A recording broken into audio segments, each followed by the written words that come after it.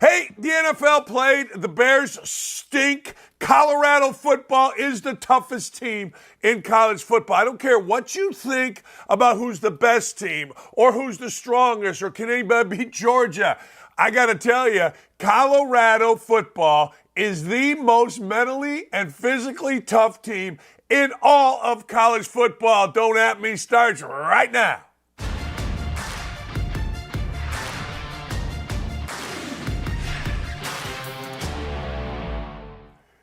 Yeah, that's right. I said it and I meant it. Colorado football kept me up till 2 in the morning. And those of you that know me, and most of you do, you know that I go to bed at 9:30. I went to bed around 10:30, and I stayed up till 2 in the morning because Colorado football is dynamite. They are the toughest team in college football. Now, let me set the scene for you.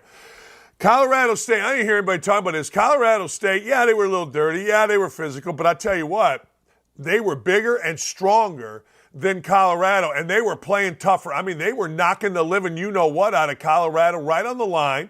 When they tackled, they had a little extra oomph in the tackle. Travis Hunter effed around and found out. Travis Hunter, the kid who's supposed to go in the top 10, he started talking some yang to the fellas from Colorado State. Next thing you know, cheap, late, ridiculous hit knocks him out of the game. Here's what I've always said about football, and I'm curious if you guys understand this, because a lot of people are mad at me about saying, hey, look, talking trash in football comes back to get you. Basketball, we think Larry Bird didn't take his warm-up off in the three-point shooting contest. Talk trash, won the contest. We think that makes him tough in basketball, right? It does, I guess, in basketball. Football's a different breed, man. Football, if you talk trash, like Travis Hunter talked that yang, you have the opportunity to get absolutely, and I mean literally killed. That's the opportunity out there for the defensive player against you. If you want to talk in football and you want to go back and forth, you have put yourself in a position where you can literally get killed. Football is a dangerous sport. And Travis Hunter, he was coming at Colorado. Oh, you're so big and bad. ESPN's Twitter site showed it. And I said, hey, how'd that work out for Hunter? People lost their minds. You're racist. You're this. No. I've always said the same thing. If you F around in football, if you mess around, you could get killed. I've always said it. Basketball, nah. Football, you could get killed. So next thing you know, they, being Colorado, are down 98 yards to go, and Sergio, I always say his name wrong, Sanders, just went bam, bam, bam, bam, bam, bam, bam. And there were so many plays in that was just fun. First half looked like a crazy, I don't know, we used to play on the park in Gary, and it looked like that. Guys are arguing, that looked like craziness. It was fun, though. And then the second half, Colorado and Colorado State settled in and played some football. And Colorado's the most mentally tough team there is. I don't know if they're the best team. I don't know if Oregon's going to crush them. I got no idea. But I'll tell you this much. Colorado's mental toughness cannot be questioned. They got physically and brutally beat up, but they did not flinch. And give Coach Prime and his entire team credit for that. There were celebrities galore, I guess, if you call these dudes celebrities. I don't even know who half of them were. But look, I'm a 61-year-old guy. I'm not a rap guy. Apparently, it was very cool who was on the sideline. I'm tired of The Rock, but that's a different story. All right, let's hear. Remember Silo, Deion Sanders' son had a pick six. His other son, Shador, he's throwing the ball around like he's Joe Montana. He was terrific. He is the front runner for the Heisman. Let's hear from Coach Prime. My kids' rankings are tough. It's a serious run right now. It really is. It's a serious run right now. I'm the only one that's honest about ranking my kids. You guys act like you love all of them the same, and you don't. I don't know why y'all act like that.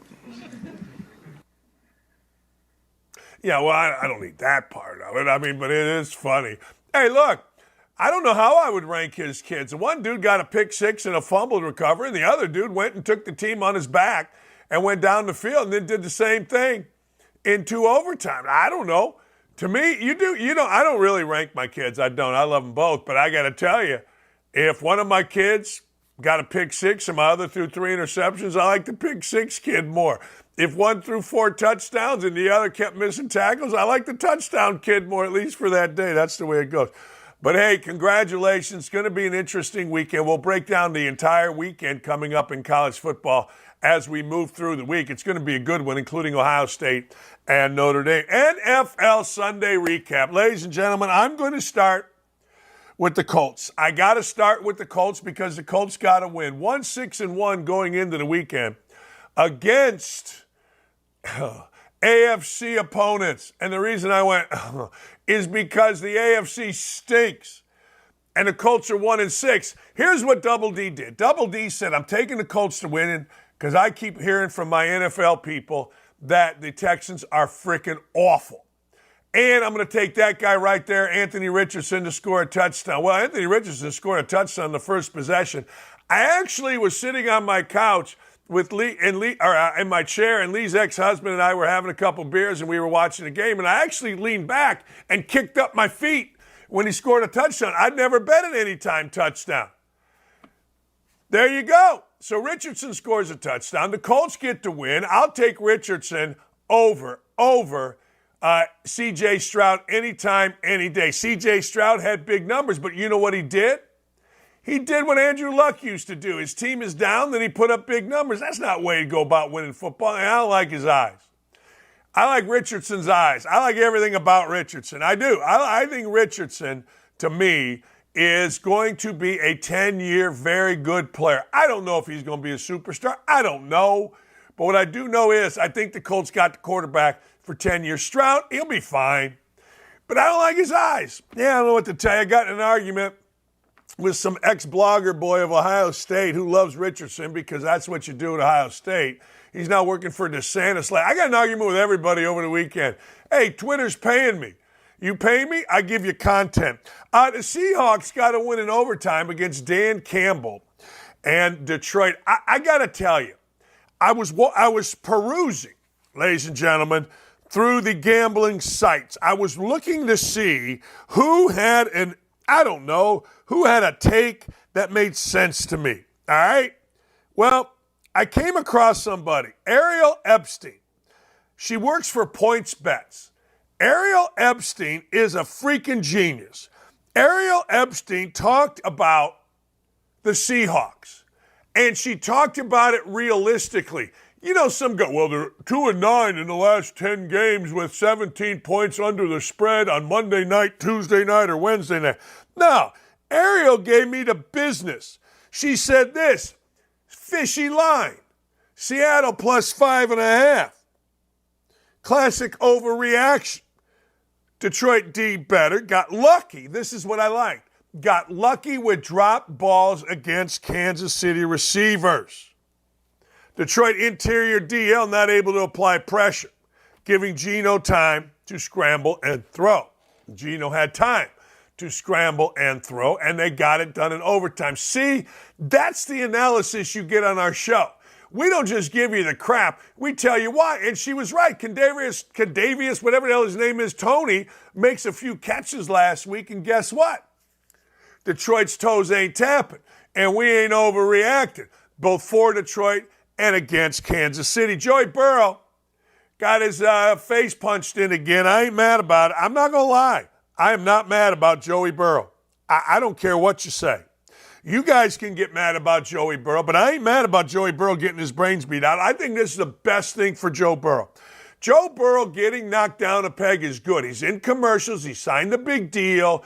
He walks around pimping, He's got a cigar. He's changed. He's got the whole thing. And you know what? Life comes at you fast in the NFL. Life doesn't mess around. Those NFL guys are good. Even the bad are good.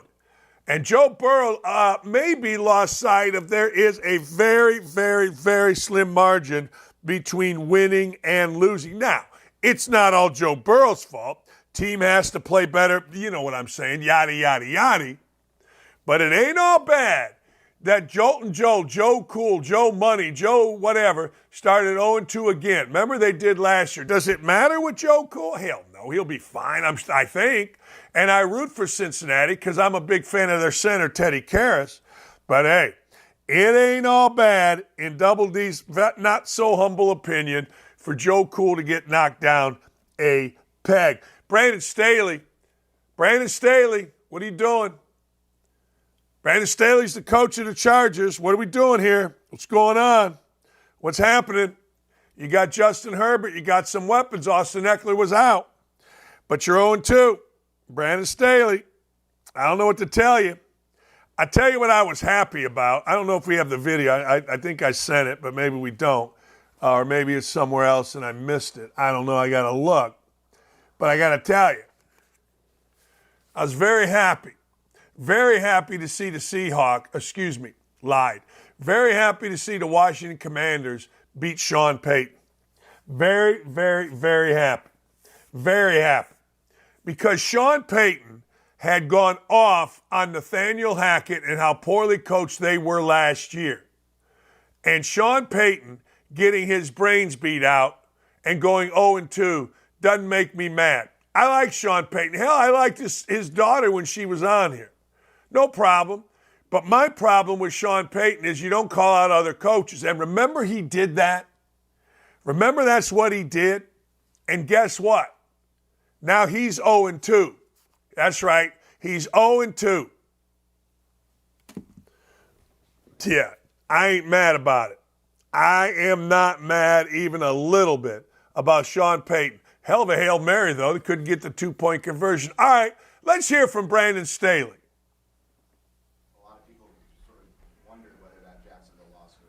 I'm not worried about the Jacksonville loss. The Jacksonville loss hasn't carried on to the season whatsoever.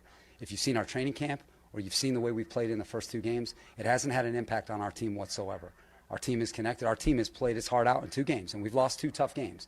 But it has nothing to do with the Jacksonville game. And if you ask anyone in our locker room, it has nothing to do with the Jacksonville game. And that's just the truth. It's a convenient storyline for you and for everybody else, but it's not the truth. We've lost 2 tough games. But the guys in that locker room, the men in that locker room, they are finishers and they have what it takes, and we're excited to prove ourselves.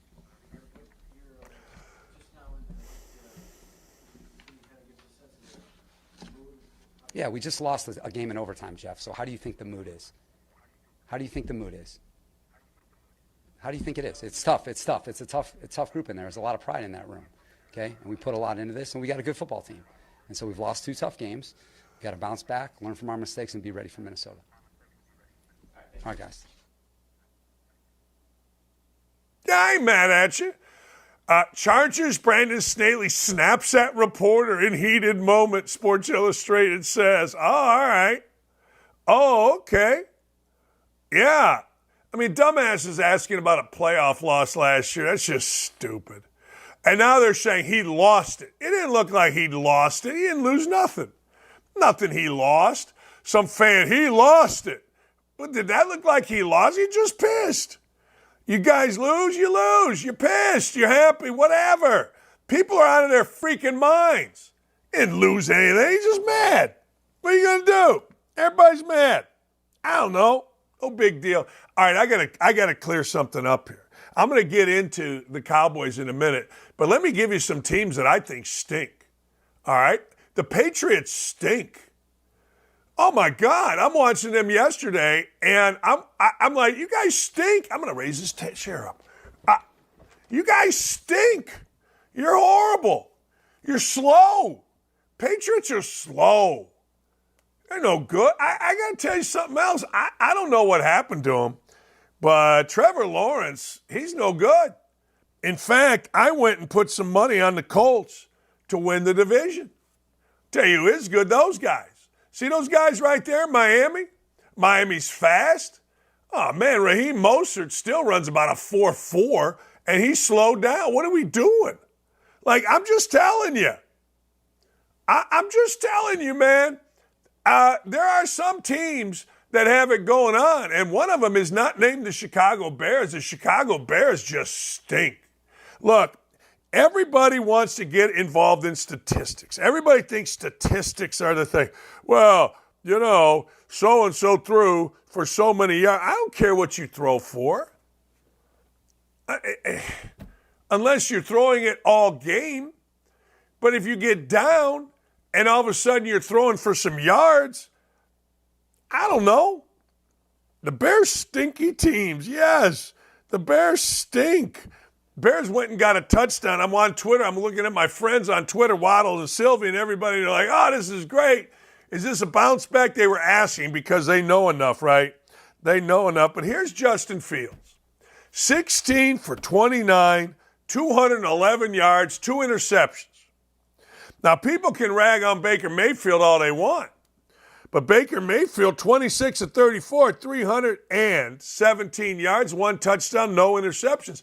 I think I said going into the year the breakout star in the NFL was Justin Fields. Double D is Ryan. I'm wrong.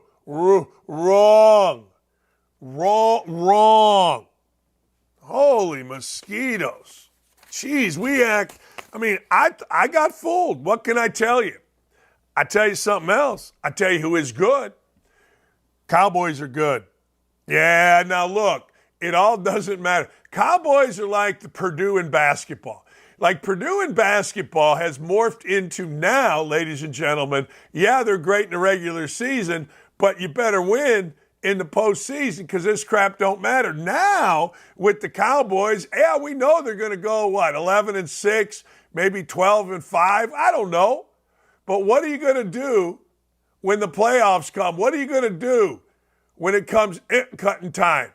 They haven't shown much, including when Romo fumbled the snap in a playoff wild card game.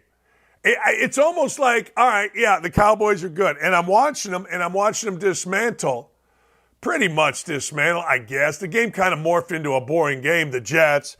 My guy, only because of his mother, Zach Wilson. Yeah, he's throwing stuff around. He's just Zach Wilson. He's going to be Zach Wilson, and that's it. So now the Cowboys have outscored their opponents 70-10. 70-10 in the NFL. Look, we had some games in college that were 85-0 this past weekend. But 70-10 over 2 games in the NFL? I don't know. I know people want to say, hey, look, it's early. It gets late early in the NFL. It does. And the Cowboys, I guess it just doesn't matter. I guess it just doesn't. We're going to see what happens. Hey, this is a disturbing story. There was a kid that played, he's 30-something now, 36, I believe, Sergio Brown. Sergio Brown was from Maywood, Illinois, which he went to Proviso East High School, the home of Doc Rivers, by the way. But Sergio Brown, this is an odd story, and I'm not sure I've seen the ending yet.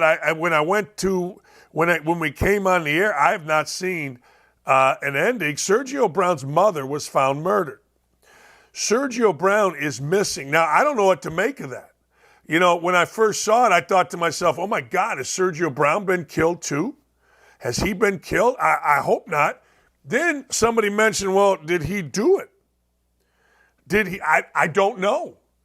This, whatever you want to say, doesn't sound good. I had Sergio on my show a long time ago when he was with the Colts, and he seemed like a really good dude.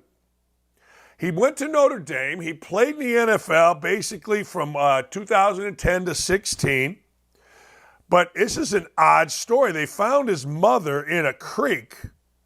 She just sustained injuries during an assault. So they're saying she was murdered. But they haven't been able to find him. I got a feeling this is going to end it's already bad. It's already horrible. But in Sergio, I don't think this is going to end very well at all. I honestly don't. And I don't know what's going to happen, but this is an odd story. Speaking of odd stories, Cam Akers at one point, and the only reason I know this is last year in fantasy football, I took him, and he didn't start the first game. And then I was reading that, wait a second, Cam Akers is kind of a pain in the ass. Now, I don't mind pains in the ass. I could care less. I don't have to coach him, right? All I got to do is watch him. And in this case, I got to do things like, I don't know, play him. Cam Akers was a healthy scratch against the 49ers. Now you got to understand, this is a big game. Probably the two best teams outside of Dallas in the NFL. I don't know. I don't know what to tell you, but he says he's confused. He's confused. I'm just as confused as everyone else. I'm blessed, though. Now, Laura Oakman, who is on NFL Fox, said other guys beat him out to be on the field. From what I heard this morning, that it's fair to connect the dots from last year's issues to this year's with Cam. With all the young guys, culture's a big focus right now. Akers, I was told, wasn't adhering to that. Two main principles: do what's expected of you and accountability. Apparently he's not. All right, there you go. This is a big story only because the Rams won the Super Bowl a few years ago. I don't think 10 people give a rat's ass about this guy Cam Akers playing or not unless you own him in fantasy. I tell you what people do care about: college football. That's right. College football is a big deal. And when you lose, particularly at a Power 5, you're going to have some people questioning you. Matt Campbell was all the rage a couple years ago. Matt Campbell at Iowa State. He was all the rage, ladies and gentlemen. I mean, he was the guy. Any job that opened up, you got to go get Matt Campbell. He's winning where? Ames, Iowa. What? Well, guess what? The tide has certainly turned. Well, you'll see how by this exchange. And when you watch the guy that's coming at Matt Campbell, tell me this isn't going to be a Halloween costume for the good folks in Ames, Iowa. Matt Campbell wasn't having some fun. Here he is. Come on, Campbell, get after him! Hey, Campbell, what are you doing? You're on the hot seat. You're on the hot seat.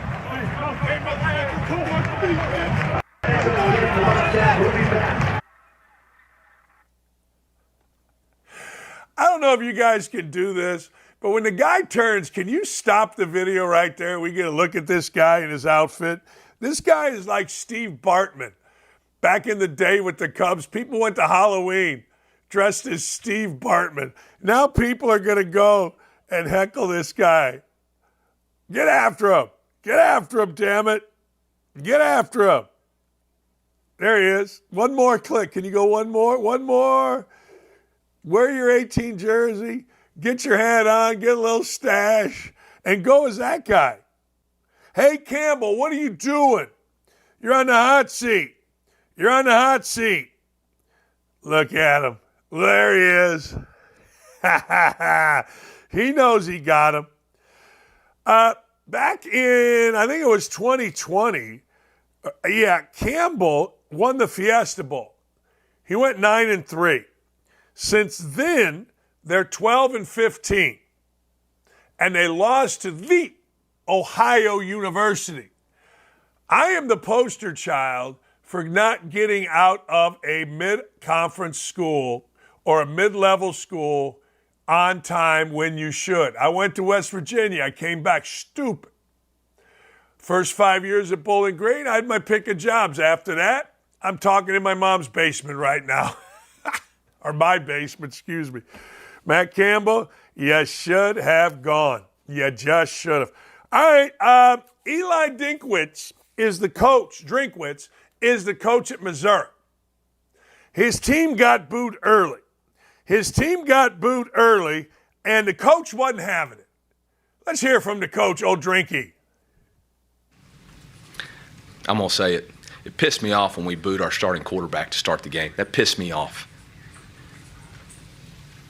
And he went out there and played his butt off for this university and this team.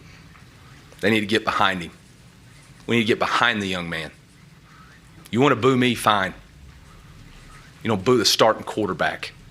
It's bull crap. I'll say it again. It should never happen.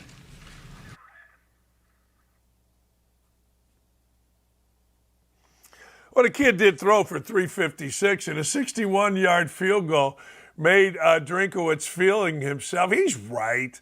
I mean, look, I saw more booing this weekend from teams in college than maybe I've ever seen. I'm not sure I understand it. I'm really not. I guess I get it. People feel that, hey, look, I bought a ticket. I can boo. Yeah, I guess, I suppose. If that's what you're telling me, yeah, all right. I can't argue it. You did. Blah, blah, blah, blah, blah. But the fact of the matter is this. I'm not mad at the coach, but the coach was feeling good about himself. It's the first win against a top 25 team. They beat Kansas State in about 10 years at that school. They've not had great success, but Drinkowitz was feeling himself. Drinkowitz was all ready to go. So there you go. I mean, what are you going to do? And I'm not mad at him. It's a pretty good rant. I don't know if it's Mike Gundy level. I'm a man. I'm 40. I don't know. But I do know this. Drinkowitz, good for you. The kid, Cook, is the quarterback. He threw for 356. They were getting their brains beat out. He made a hell of a comeback. Next thing you know, of course, the fans are cheering him. And, ladies and gentlemen, you and I both know that when you're on a little bit of a high, you know, you go in a press conference and you say some stuff. Look, here's the deal. When you call out your fans after a win, understand they're going to call you out as soon as you lose. The second you lose, they're going to call you out. Nick Saban, a lot of cachet. Drinkowitz, I don't know if he's got the same amount of cachet, but I like it. Hey, before we go to break, of course, our Indiana Hoosiers got their beat. Indiana could not score to tie the game from the 1 yard line. Yeah, I said it. The 1 freaking yard line. 4th down from the 1. Here we go against Louisville. Not against Florida. Okay, Florida. Not against Michigan State. Not against, and Michigan State stinks, but you get what I'm saying. Against Louisville. And you know the rage is, and this is something that really, really, I'm going to talk like baseball players. This really chaps my ass. Indiana fans always blame the coach. Maybe the coach was at fault. I don't know. But is the coach at fault for me watching this crap for 50 freaking years? And Indiana can never get players in there that just make sure we get the 1 yard? Is it possible to get players that can actually win games? Is it possible for Indiana to actually say, hey, players, you guys are heartless. You guys are gutless. It's time for you all to start playing. We're not allowed to do that in Indiana. We would never boo at Indiana because, well, we love you. Indiana. Yeah, all right. Can't get it in from the 1. The 1. Did I say the 1? I said the 1. All right, let's understand. Hope you took my massive bet of the week. I hope you did. I hope you took it. Why do I hope you took it? Because it won. It's always going to win. I'm telling you right now, I have a new system. And that system, if you go to pointsbet.com and you sign up, and all you got to do is put $50 down, and you're going to get you're going to get a jersey. $50 down, you get a jersey. If you don't like jerseys from fanatics.com, then guess what? You get $150 in credit. Get whatever you want. That's it. Terms and conditions, of course, they apply. Head to outkick.com/bets now to snag this offer. Discover more incredible deals from our partner Sportsbook. But I'm just telling you, I told you to take Nebraska. I told you to take Nebraska over Northern Illinois. 11-point spread. I couldn't believe it was 11. My only problem was I didn't bet enough. I got to get some you-know-whats to bet my big bet of the day, the weekend. That was it. Go to PointsBets. Hey, you know what? Hey, Elshon Jeffrey, Bear great. South Carolina great. He's getting ready, ladies and gentlemen, to get his jersey retired. But I got to talk to him about my beloved Bears. I got to talk to him about what the hell's going on around here in Chicago. Elshon Jeffrey's next.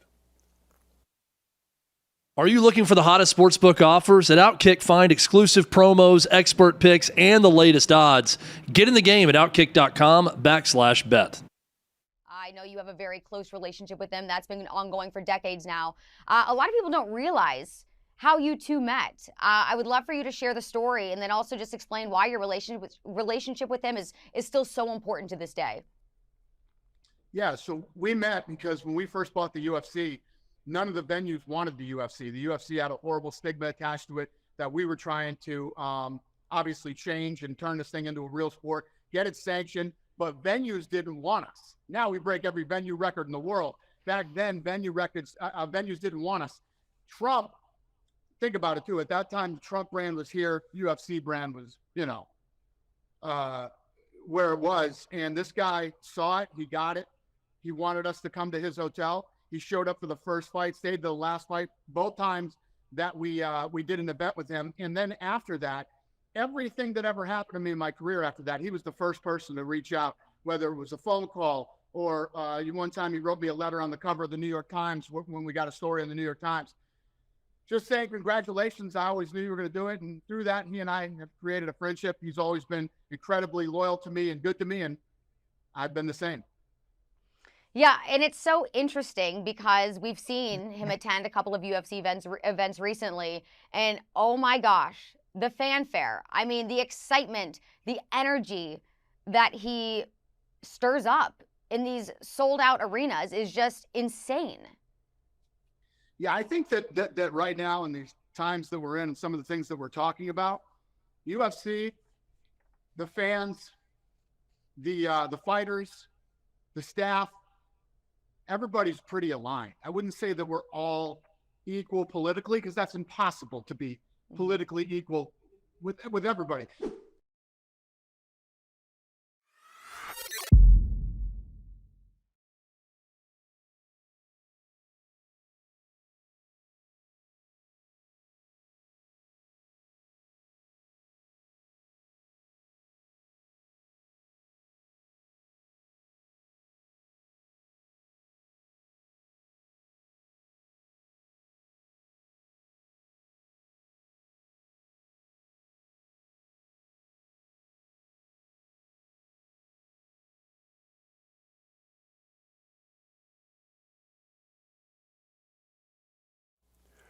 Ladies and gentlemen, let's continue with the college football. One thing I did not get into, Nick Saban.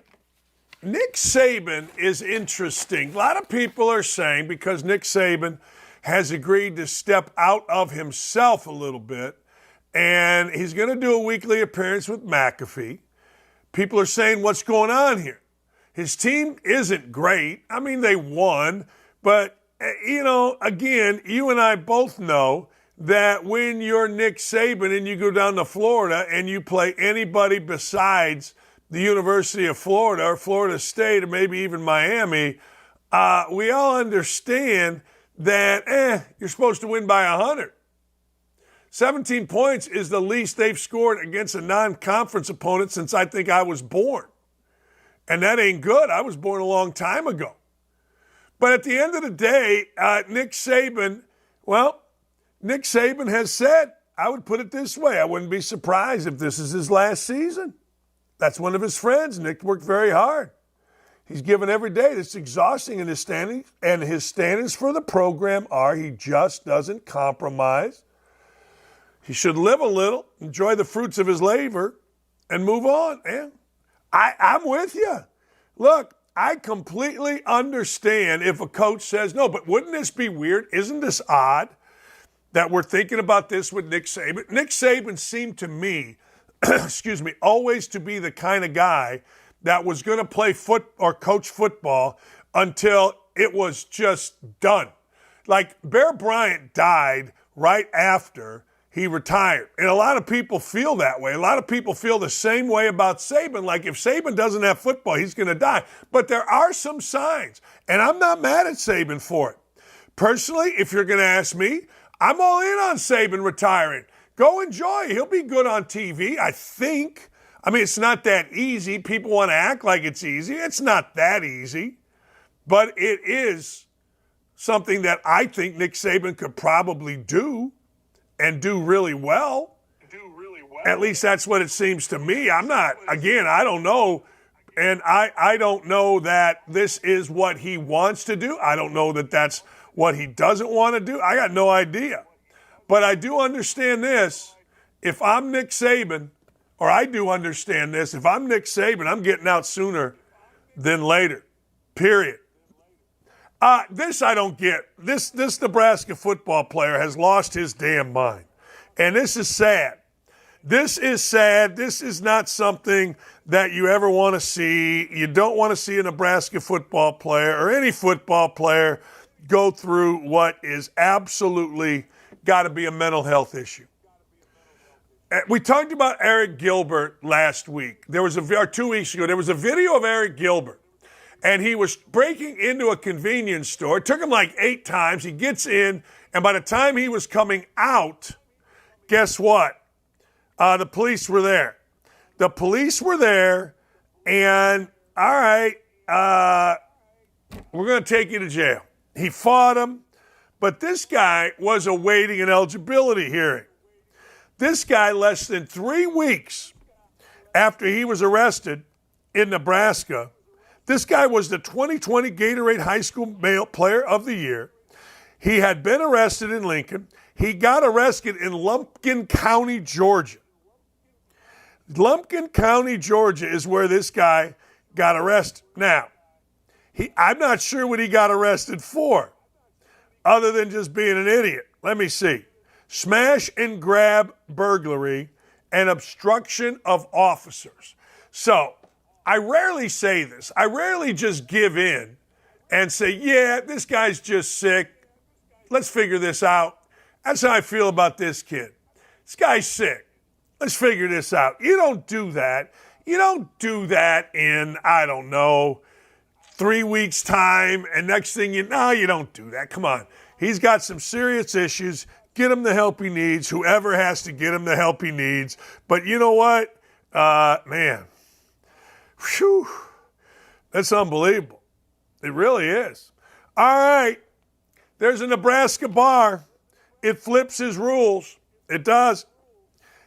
Jets lose, you win booze program.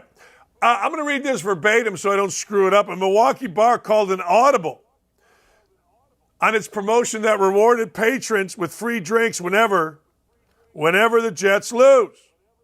They have amended its Jets lose, you win promotion after Aaron Rodgers went out. We're hedging our bets. He'll reward customers whenever the Jets win now that Aaron Rodgers is out. Jack's American Pub. They're saying, hey, look, I don't care. Now, if the Jets win, it makes Rodgers look bad. That's one way to look at it. The other way to look at it is now that the Jets are going to lose without Rodgers, we don't want to have to pay off a lot of money. We don't want to have to be paying this stuff all weekend. We don't need it in our life. We don't need it. We don't want it. Get rid of it. I don't blame them. They were bashed because people were cheering when Rodgers got hurt. Oh, just stop. People are nuts. If you don't know people are nuts, and I don't know what to tell you. I honestly don't know what to tell you, but the fact of the matter is this. Don't cheer when people lose. Don't cheer when people get hurt. Just don't do it, please. There's no reason. There's no reason. We don't need to. Kobe Altman is the young boy king. Kobe Altman is the guy that is in charge of bringing back the Cleveland Cavaliers. He's the president of the organization. He was arrested Friday in Cleveland. He was driving while impaired. He was respectful. He's only 41 years old. He was stopped at 9 o'clock. Kobe Altman, that's a bad move. That's a bad move. You got to know better than that. But you know what? He didn't, so he gets arrested, and that's it. A lot of arrests I'm talking about. A lot of arrests. A Kansas guard was suspended after rape allegations. Rape allegations came up. Now, this ain't good. This ain't good at all. No. Here's the deal. You got to be uber careful when you're in college. You got to be uber careful when you're a woman. See, I deal with daughters. And what I tell my daughter and her friends is, look, stay together. Stay together. Don't separate. Artero Morris has been suspended after a rape allegation. This was in the residence hall where Kansas basketball players were. Some of the other players were named as witnesses. There has been no warrant. There have been no charges. The case is still open. The kid transferred from Texas, where, you guessed it, he had been arrested for misdemeanor assault. I tell you this all the time. It's always the same people. Always the same people. All right, let me get back, Indianapolis fans, to what's most important. Anthony Richardson. You guys know that I look at people's eyes. Famously, on Russillo's show on ESPN, I told Ryan and the rest that I did not like the eyes of Kristaps Porzingis. Multiple people didn't understand that, including Russillo. I say, I don't know what to tell you. If you've coached, if you've studied, if you've worked, you can tell a lot about a guy by his eyes, period. Period. Don't even at me about it. You just can't. Well, guess what? I like Anthony Richardson's eyes. I like Anthony Richardson's running. I like everything about Anthony freaking Richardson. There is nothing about Anthony Richardson I do not like. Anthony Richardson is a stud. Period. Period. I'm just saying. It's a stud. Big stud. 2 touchdowns early. Now, here's what I don't like. You ready? You know what? I don't like the fact that he got a concussion. I don't like the fact that he's running. I don't like the fact that he is putting himself in harm's way. I don't like it. I don't like it at all. I don't like anything about it. That hurts my soul because Anthony Richardson is going to develop into a top-tier quarterback. I am not one of those that says this guy's going to be a Hall of Famer after 2 games. I'm not one of those that says this guy's going to be the greatest, blah, blah, blah, blah, Colts are going to... No. I know this. I watched Anthony Richardson, and I really liked what I saw. I liked his poise. I liked his arm. I liked his movement in the pocket. I liked his ability to go from trapped to make the right move and get out of the situation. Period. I liked it. Now, here's the problem. You run, you get hurt. Second game in a row, Gardner Minshew has had to come in. Second game in a row, Anthony Richardson has had to leave the game. They've only played 2 games. Now, here's the deal with the concussion protocol. Anybody that knows the Colts knows this. The Colts are horrible with injuries. If they say it's a day, it's a week. If they say it's a week, it's a month. If they say it's a month or undetermined, it's IR. That's the way this works. Period.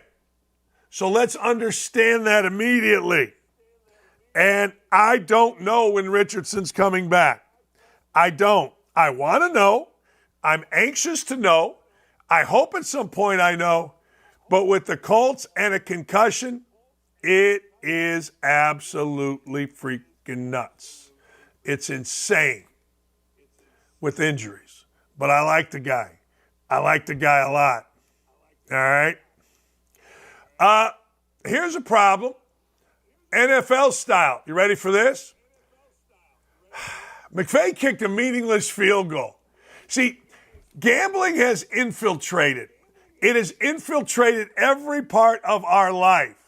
Sean McVay rewarded Los Angeles Rams bettors by kicking a meaningless field goal, ladies and gentlemen. That's right, a meaningless field goal to sneak in a backdoor cover. The Rams against the 49ers, the Rams scored on all 3 of their first half possessions. That's great. They couldn't get it going in the second half. Next thing you know, they're down 30-20. They took the field down 10. Minute 34 to go. They needed a miracle to tie the game. It didn't happen. 6 plays to the 50. 3rd and 2. Stafford made a pass. Down to the 20. No timeouts. 20 seconds to go. The game wasn't going to happen. Stafford heard the offense, spiked the ball. McVay sent his field goal unit onto the team. Connected on a completely meaningless 37-yard field goal, except it wasn't meaningless. The Rams were 7.5-point underdogs. But of course it's a meaningful field goal. You kick the field goal. Now you kick an onside kick. What are we talking about here? It was the smart play. 20 seconds ago, you kicked the field goal. The Colts didn't do it last week. But people are calling it a dumb play. It's not a dumb play.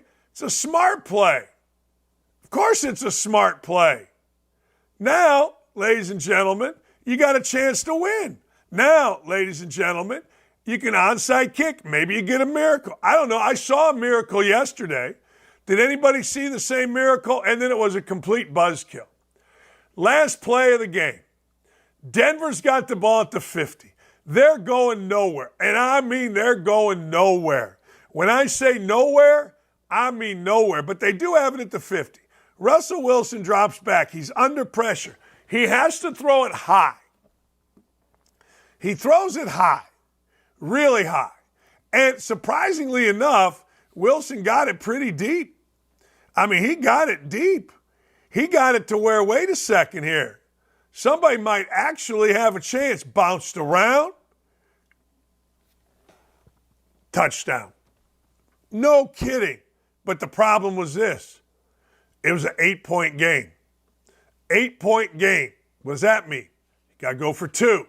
Crowd's nuts. Place is insane. Go for 2. Here we go. Hut, hut, hoot. Incomplete. Game's over. Mile High Stadium, or whatever the hell the thing is called, went from complete pandemonium to complete buzzkill. It was unbelievable. So I know that people are saying, and I guess rightfully so, although I don't believe it, guys are saying the NFL needs to investigate. It was a 10-point spread. There was 20 seconds to go when he kicked it. Of course he's going to kick it. Only guy that wouldn't kick it at that point is Shane Steichen of the Colts. What are you talking about? What are you talking about? Nick, I wish you could come on the air because I think I'd rip you one. Does the NFL need to investigate that? No. I got 2 words for you. Joe Biden style. Oh, hell no.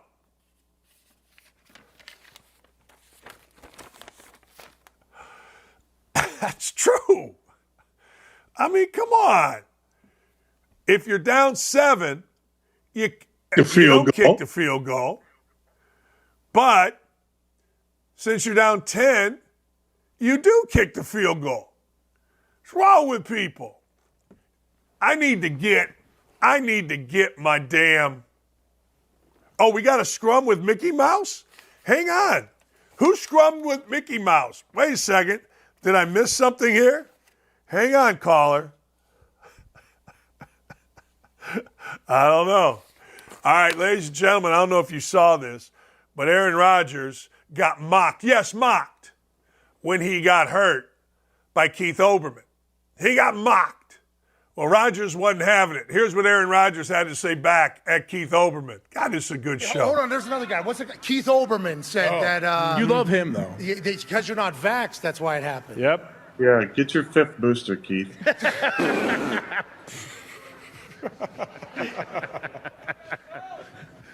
Anyway.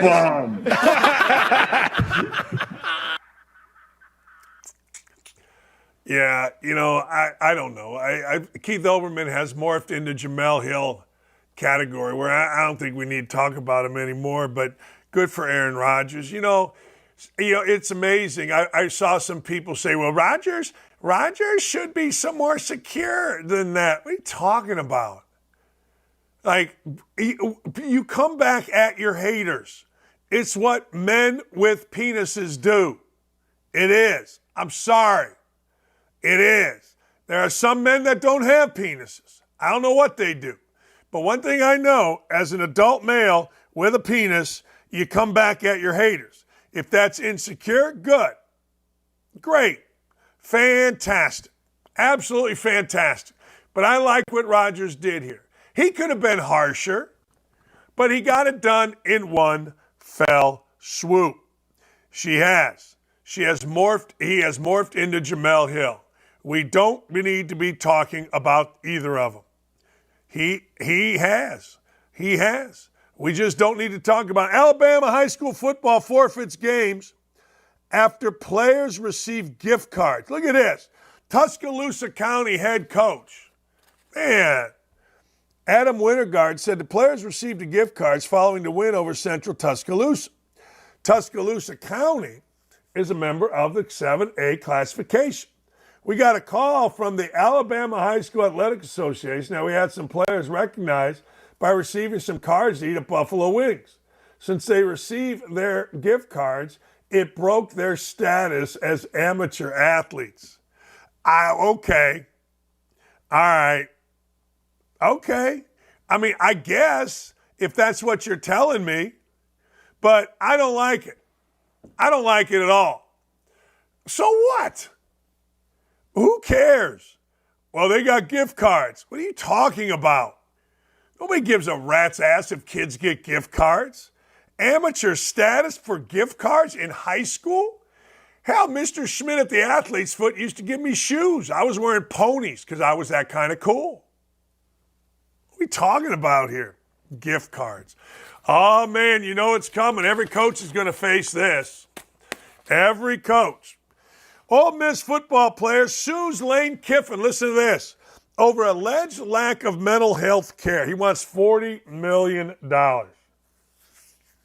In a meeting, Kiffin allegedly called Rollins a blank, asking what effing world he lived in by not showing up to workouts and not meeting with Kiffin again. He also said Rollins was hiding behind blank. Said he had not met with Kiffin again because he had taken a mental break.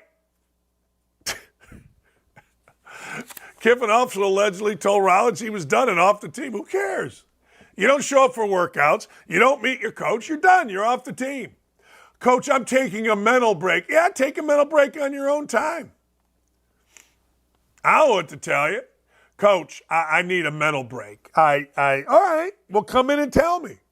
Coach, I'm struggling. Come in and tell me. Don't just not show up for meetings. Don't just not say, hey, look, I'm not coming. I got a team to run here. I got a freaking team I got to get organized. I got people here. I got, what are you talking about? I'm giving you a scholarship. And now, of course, this guy's whining. He wants $40 million. Good for him. That's the way of the world now.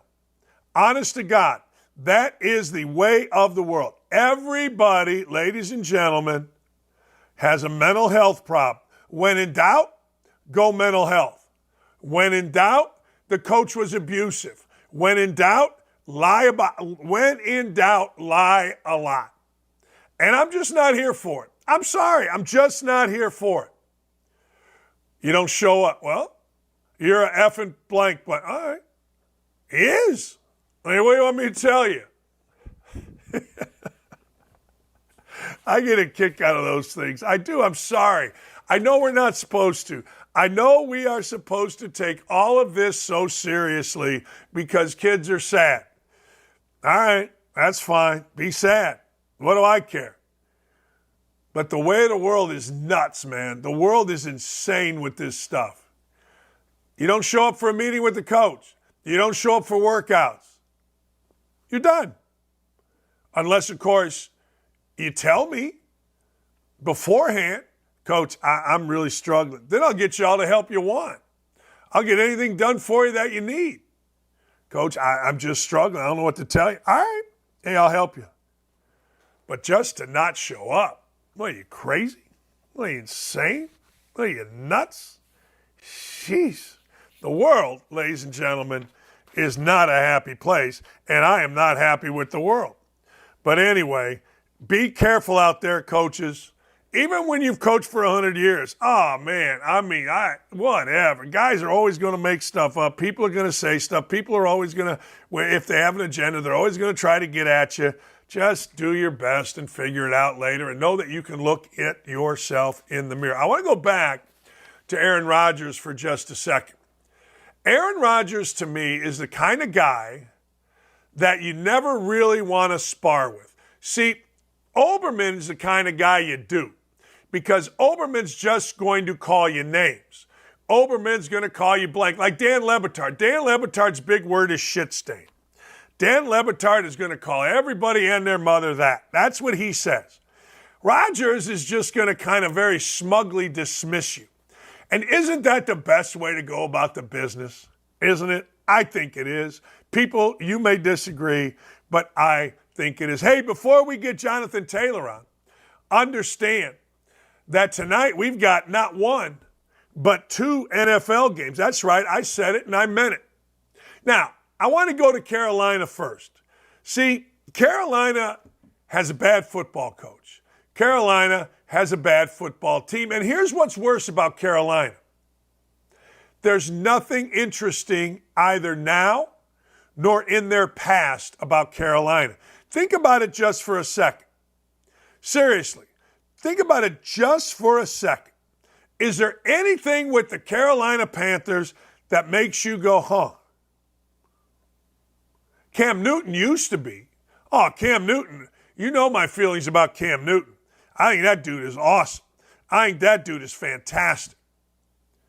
But you know what? Tell me what is interesting. Tell me where you think there is one thing. You can't even probably tell me the name of a Carolina Panther player. Like, I'm saying a name. Maybe, just maybe, you can come up with Bryce Young. You know what I'm saying? All right. I guess Bryce Young. But is that interesting? No. Carolina plays New Orleans. Give me one interesting thing about this game. One. Don't say Derek Carr. Cleveland plays Pittsburgh. There's a lot.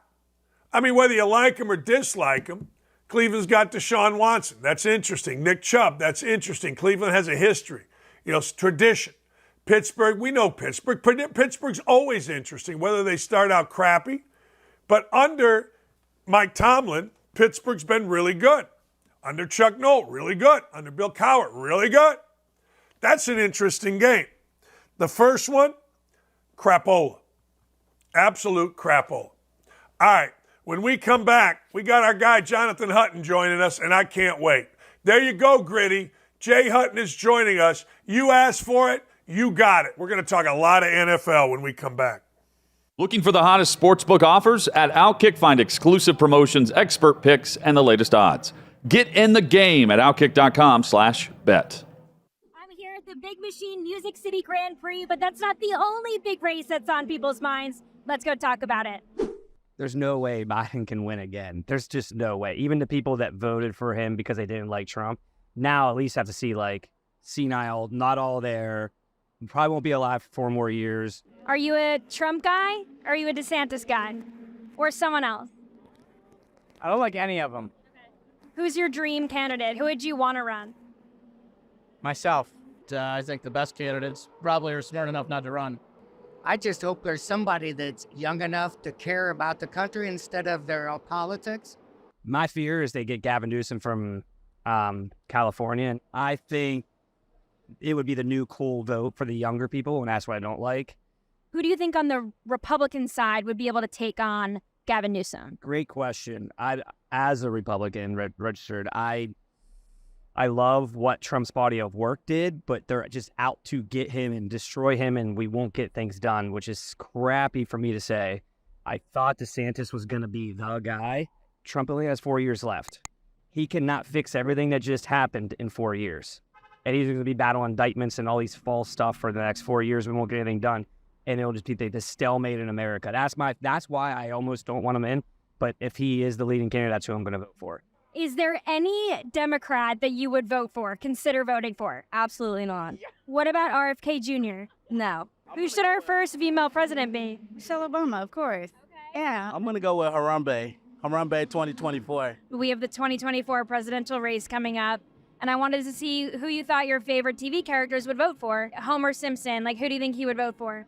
Donald Trump, all the way. Is there like a dream candidate, someone that you think could like save us all? Yeah, Jesus. Amen to that.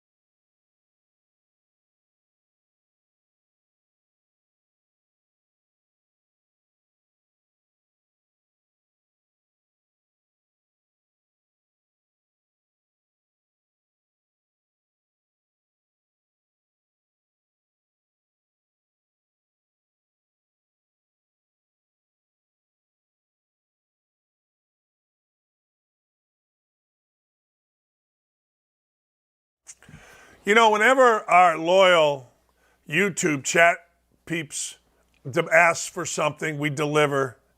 Jen has been asking for more Jonathan Hutton. It's like more cowbell. I need more Jonathan Hutton, she says. Who doesn't need more Jonathan Hutton? Thank God for Jay Hutton. Hey, let's get right into it. Tannehill let him back, baby. Tannehill's the man.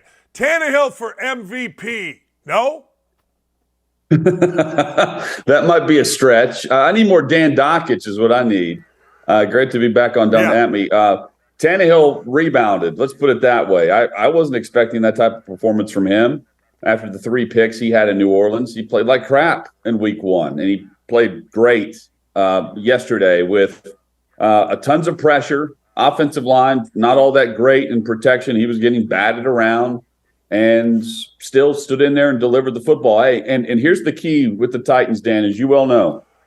Play action. They need the run game, and then that supports what they do on second and third down. They were very efficient on first down. They were awful against the Saints. Against the Chargers defense, he only missed 1 pass attempt. He was 10 of 11 on first down for nearly 200 yards. So, yeah, that was getting it done, and then he led the game-winning drive where they get a score in the 4th, and then they turn around and go get points in overtime. And look, I think this game says more about the Chargers. 0-2. The Chiefs were on the road yesterday and beat Jacksonville, and the Los Angeles Chargers are again looking up at the rest of the division currently because they're slow out of the gate and they're losing close games. They did that last year too because their defense sucks and Staley's going to get fired. You know, Staley went on a little bit of a rant. What are your impressions of Justin Herbert? Is he a real guy? Yeah, I think so. I mean, throughout his career, he has made a short career. He has made really tight window throws, massive arm, can put points on the scoreboard, which a lot of NFL teams really struggle doing. And for whatever reason, the Tennessee Titans, who can barely score 15 points a week ago, can put up 27 points on the Chargers defense, and their head coach is a defensive-minded guy. So, I think they're holding back what is an offense that moves the football well, and they did that yesterday, despite not having Austin Eckler in the lineup. So I don't put this much on Herbert, and he's going to have a defense that doesn't allow as many points as he can help put up. Yeah, you know, it is fascinating because there are always teams that are supposed to make a jump. You know what I mean? And I felt like the Chargers, and in some ways I felt the Bears were going to be those two teams. And the Bears stink. I mean, the Bears flat stink. I've watched enough of them to, pull my hair out, and I don't even have hair. But the Chargers are the other one. Let me ask you about another team. I'm watching Jacksonville yesterday, and I got to tell you, I don't know what's happened to Trevor Lawrence, but he didn't have any zip, and then he couldn't really run. Jonathan, I remember him running for like 60 yards, running past Ohio State at Clemson. I'm kind of all in on the Titans to win the division, and maybe even the Colts to be okay. I'm not there yet because I don't know which true Titans team we're seeing either. Trevor Lawrence, though, has a bit of everything around him, except some questions at offensive line right now that showed up because Chris Jones returned to the Kansas City lineup. That's a game, though. I'm with you. That's a game that if you're climbing the staircase or climbing the ladder, you win that game at home against the Chiefs and send them to 0-2. That does not happen that often.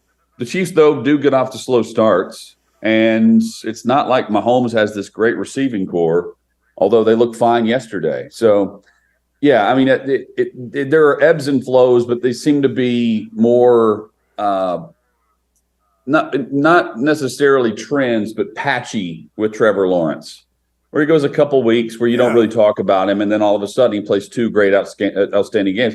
And then he finished the season playing very well a year ago, and he gets the playoff experience with the comeback win over Los Angeles. Then they bow out against Kansas City.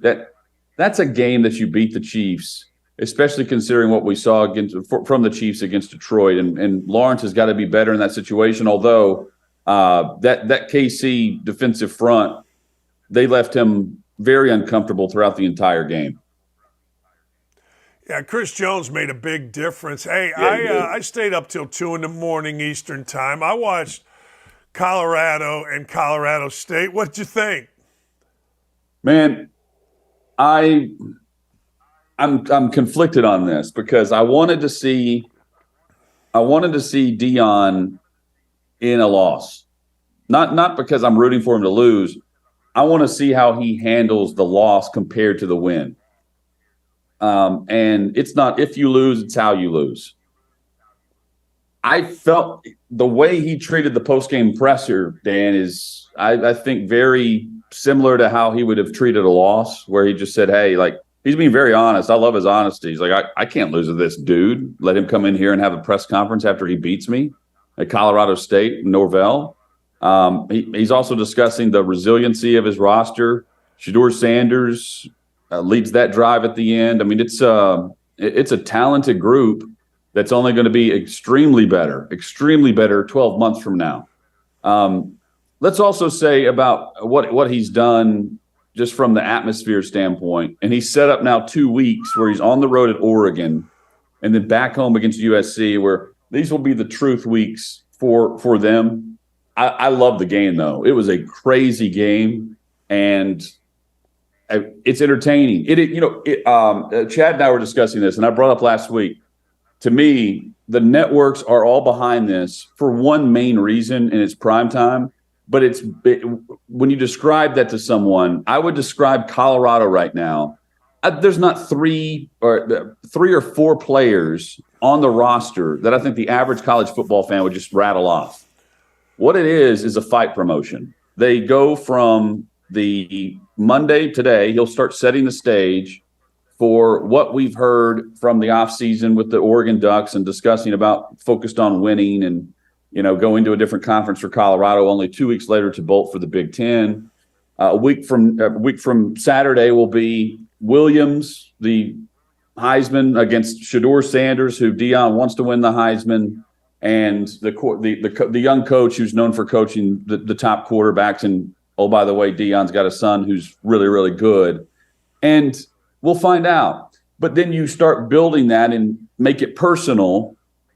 And then by the time you get to kickoff, it's like, okay, now the fight's on. I can't wait for the post-game presser. And then he sets the stage again, setting, whatever cowboy hat or hat he wants aside with the sunglasses. I love it. but it's a hype machine that is going to be a soap opera each and every week. You know, you mentioned Shedeur Sanders. I think he's the front runner for the Heisman. I thought Colorado It's him or Michael Penix Jr. I'm with you. Yeah, I thought Colorado State came out to physically beat the crap out of them, and I think they did. I did. But I'll tell you what, that kid, 98 yards, getting beat up all game, and that tight end's pretty good. They're a good team. They're really a tough team. All right. Yeah, and Hunter gets knocked out, and I people got mad at me for saying, Hunter was talking trash. I've always thought this in football, Jonathan. I've always thought basketball, you're full of crap. You talk shit or whatever, and what's really going to happen? I always thought in football, and I always said this: be careful, because you can die on a football field. Like you can get seriously, and you're always vulnerable on a football field. Basketball, you're vulnerable if you're guarding somebody and somebody swings an elbow. But in football, you're vulnerable like every play. You got to be careful talking crap in football. I just believe that. I've always believed that. You got to be very careful. Well, and now there's certain positions where you've got to be careful, right? Like no one's coming after the QB. At running back, that's really the one position that's unprotected on any play. I mean, there's certain dirty plays, but there aren't certain tackles or blocks or a defenseless receiver. If you're getting the football in the backfield, or you're going to set a block, or you're trying to be the lead runner for one of your teammates, you're kind of screwed on the protection or the ear hole. And in that case, on the sideline, the bang plays for receivers, where Travis Hunter's getting hit. I mean, that's going to. And by the way, that's just beginning for Colorado. That's just the beginning. Right. But the players on Deion with Deion, they love it. I mean, that's why they're going there. They're going there because they can't do that at Power 5U, and they can at Colorado. It's a mentality they're signing up for, and it's like just playing off of that theme. I've heard from others that are like, they had 57 new scholarship players from the Power or from the D1 level that transferred in. Why would they go there if they're going to be replaced a year from now? I'm like, well, because they know that the stage has been set for them. The table is set, and they have to make a decision on whether or not they're going to be the starter or not. But they're there because they have the opportunity to play for Sanders, not because they're worried about their job and looking over their shoulder. That's a big difference in the mentality of the Colorado team versus a lot of what we're seeing, where 1 week you don't get the football and you head over to Instagram or TikTok and bitch about it. No, you're absolutely right. SEC, two things hit me. One, man, did Tennessee lay an egg, or is Florida better than they looked? And two, yes, go ahead. I thought Tennessee looked like betas, and they I mean, that team right now is, quite frankly, that's the only way to describe that Tennessee Volunteers football team to me, based on the way they played and their approach, and that just the false starts are going to happen on the road in the SEC, but the offsides on the defense, ridiculous.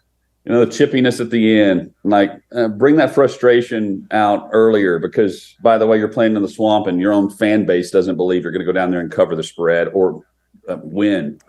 And I was foolish enough to jump on OutKick.com/bet and make a wager that Tennessee would. I still shake my head at those that believe history plays a factor in the present, but Josh Heupel looked like every other former Tennessee coach that goes down there and comes back with their tail between their legs against a bad Florida team.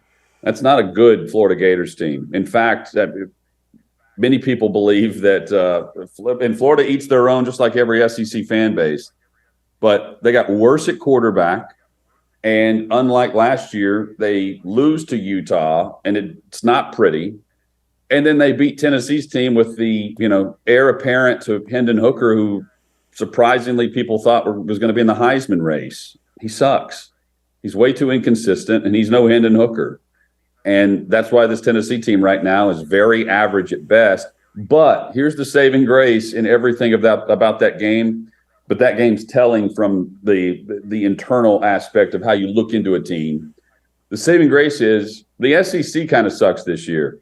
And, last year's Tennessee Vols team, Dan, they go down there and they win. And then they turn around and look at the standing and say, we're going to win this thing.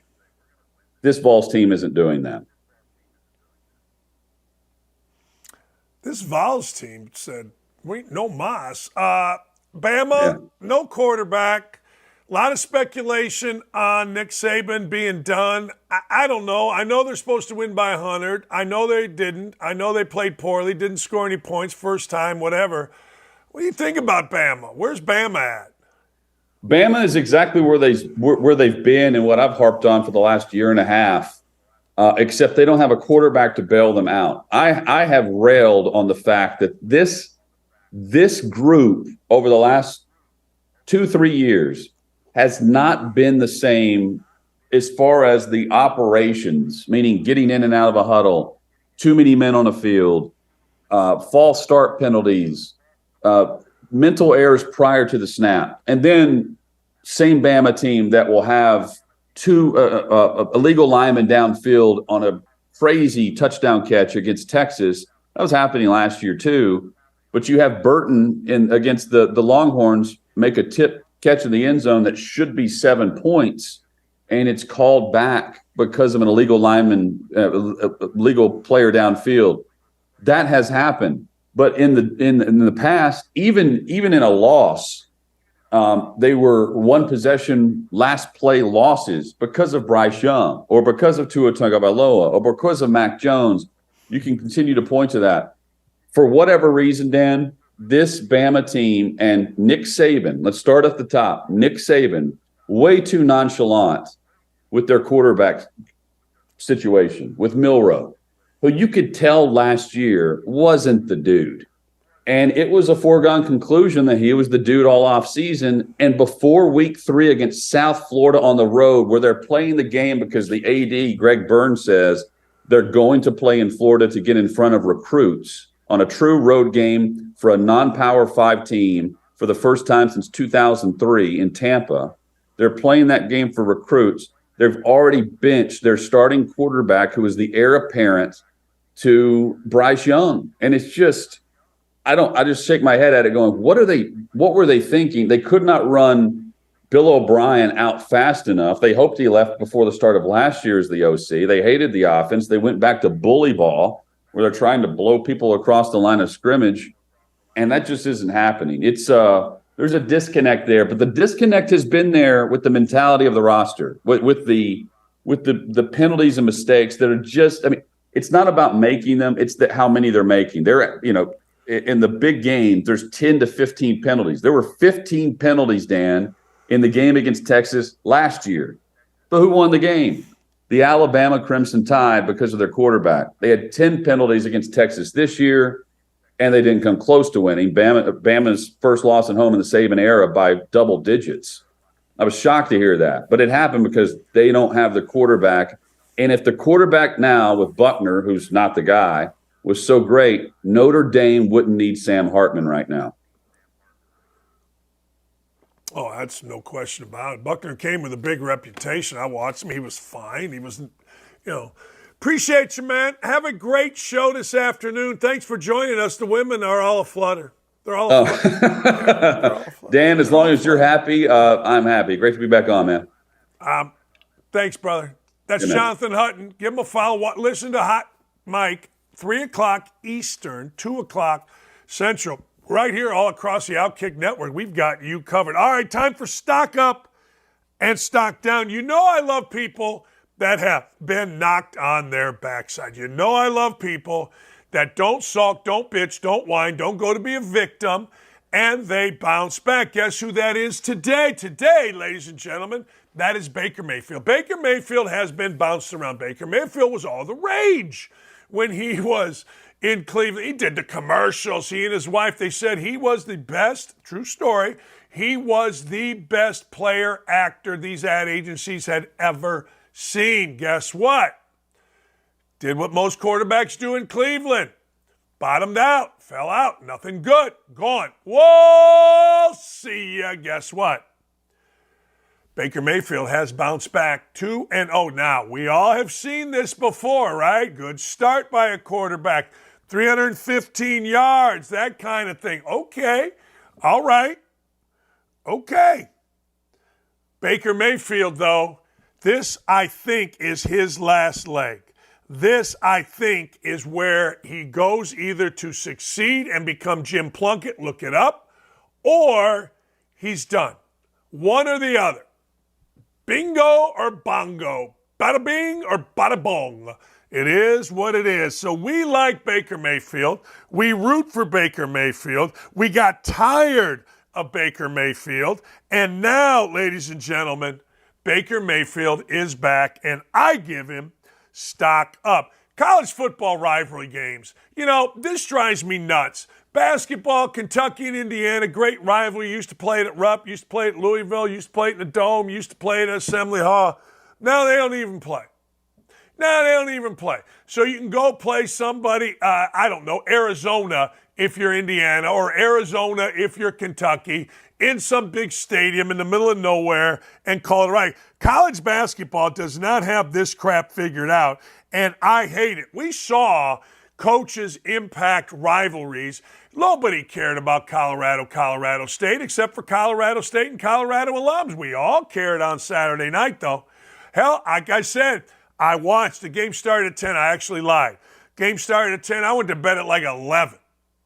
But I stayed up till 2 to watch this damn game because it was so highly charged. It was so great. Absolutely great.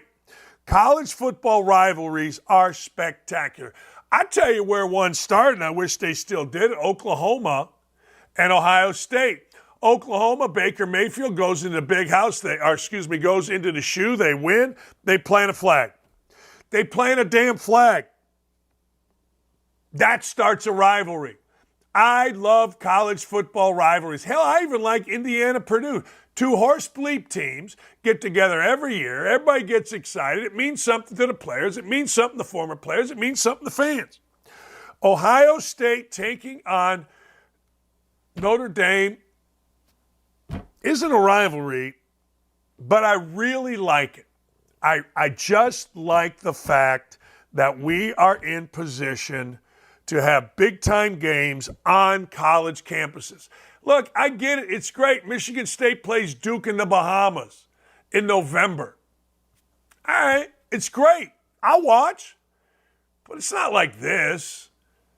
I love the rivals. Anthony Richardson, stock up, up, up, up, up, up. I'm all in. We're going to do a Two Big Brains coming up at 11 o'clock, Kent Sterling and I. You can go to the YouTube channel and find it. And I'm going to once again declare my love for Anthony Richardson. Why? I like his eyes.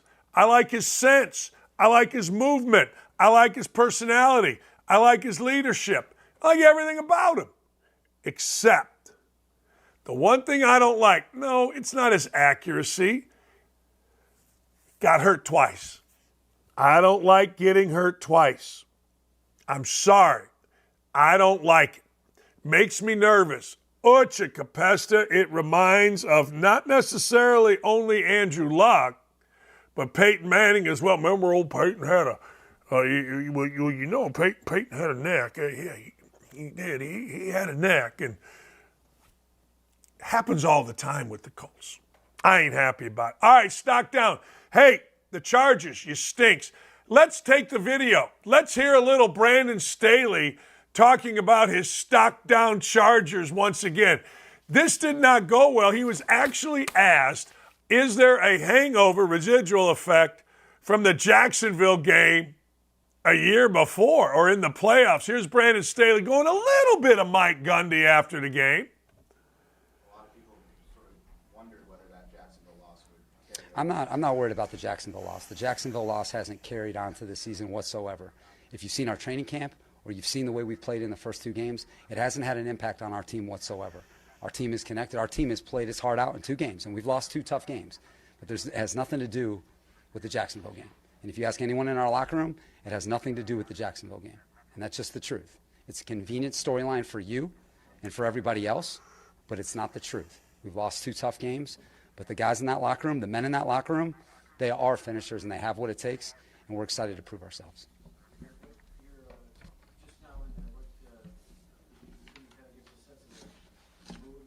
Yeah, we just lost a game in overtime, Jeff. So how do you think the mood is? How do you think the mood is? How do you think it is? It's tough. It's tough. It's a tough group in there. There's a lot of pride in that room. Okay? And we put a lot into this, and we got a good football team. And so we've lost 2 tough games. We've got to bounce back, learn from our mistakes, and be ready for Minnesota. All right, guys. What's wrong with that? You know, the headline, he snaps at reporter. I don't know. I guess. I mean, is that so bad? Why wouldn't you snap at a reporter? They're D-bags. I mean, look around. They're all absolute freaking D-bags. But the fact of the matter is, he said nothing wrong. He's absolutely right. When you play a team last year in the playoffs, it doesn't carry over. Now, you win a Super Bowl, it can carry over good or bad. You forget how hard it was. You forget the grind. You know, okay. But damn, it's fine. But you lost to Jacksonville, or you beat Jacksonville, or whatever you did to Jacksonville in the first round of the playoffs. Nah, Porters are idiots. All right, Travis Kelce and Taylor Swift dating rumors. We got stocked down for that. I got to tell you, I'm not stocked down for that. I'm kind of stocked up for it. Now, Travis Kelce is making veiled references. Now, here's the deal if you're Travis Kelce. I don't know. Is it good to be in one of Taylor Swift's songs? Is it good? Does it give you cachet? Does it give you juice? Does it give you, you know what I'm saying? Like, is it a thing? Because it appears to me, what little I know about Ms. Swift, but it appears to me that you end up in her songs if you dated her. She's whining about you. There's some kind of lyric. I don't know. Some kind of shot taken at you. I don't know. Is it good? Would I want to be? I wouldn't care. If I liked her and I thought there was something good here and I thought we could make something happen here, then I'd be all in on it. I don't want to be wasting my time. I don't want to be wasting my time dating somebody that's a pain in the ass, that's going to write a song. I mean, I think it'd be fun. You can go on tour and get free tickets. I told you, I went to an auction the other night. Guy paid damn near $6,000 for 2 tickets in a suite to Taylor Swift. I guess you get to go in there free if you're Kelce, so it's a good thing. But I don't know. Seriously. Justin Fields, look, here it's stuck down to me and Justin Fields. All right, I'll take some blame here. I will. Because I said Justin Fields was going to be the breakout star of the NFL. And maybe he will. But I am willing at this point, I am ready, willing, and able to take all the heat for saying that. I may have jinxed the young man. I might have jinxed him. I'm not a jinx. I believe in jinxes. I'm very superstitious. But I got to tell you, I don't think that I jinxed him. But he stinks. The Bears stink. The coaching stinks. The quarterbacking stinks. The play calling stinks. Chase Claypool stinks. I'm a Bears fan from 10,622 years ago. And it stinks. Now, is it going to continue to stink? I don't know. Minnesota hasn't gotten off, obviously, to a very good start. Green Bay's 1-1. 1-1 is also where the Lions are. Nothing fatal is happening here. But damn, Bears, you. To quote the great, I think it was Carlos Zambrano when he said about the Cubs, we stinks. Or maybe it was Sammy Sosa. I always get the two mixed up. But I got to tell you, they stinks. We'll be right back. Go to PointsBet, and I'm going to have a bet for you tonight. Kind of on fire here. We'll be right back. Looking for the hottest sportsbook offers? At OutKick, find exclusive promotions, expert picks, and the latest odds. Get in the game at OutKick.com/bet.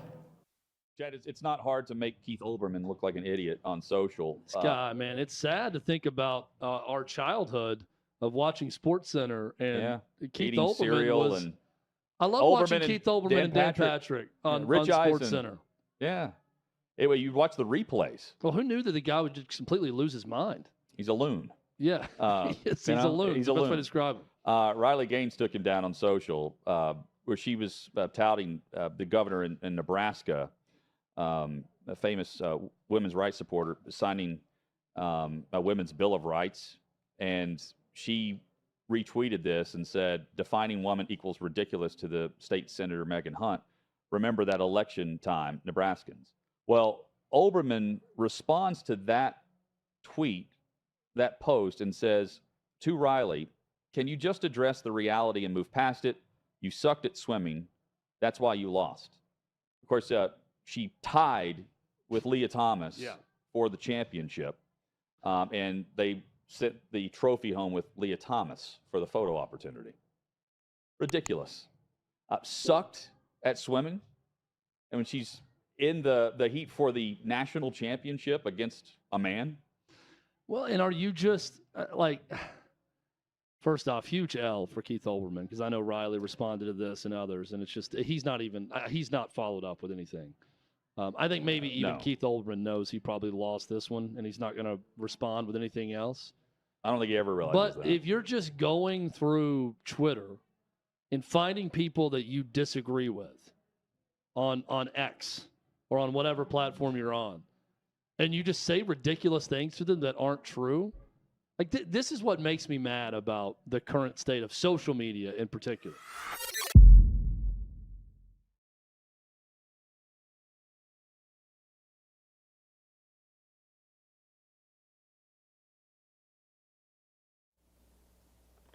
Hey, welcome back. Football is all the rage, and tonight we've got two games. The big one, in my opinion, isn't Carolina and New Orleans. The big one, in my opinion, is Pittsburgh and Cleveland. I'm very anxious to see, is Cleveland any good? Look, everybody, and I shouldn't say everybody because I don't, but most people really, truly think that Deshaun Watson is a great NFL quarterback. I watched him for years from a great seat at Lucas Oil Stadium, and the only thing that I saw him do was he was okay. But he fumbled 2 different times in 2 different games to cost the Texans wins. And I'm sitting there going, wait a second here. I've kind of seen this act before. I have. I've seen this act before. And the truth of the matter is, I don't like it. Then, of course, he gets run out of Houston. He has all kind of allegations, but as we all know, he's back in Cleveland, sat out some games, and now he's back. I got to see, can he play? But the most important part of that game is Pittsburgh. Myself, everybody that's followed professional football will tell you the same thing.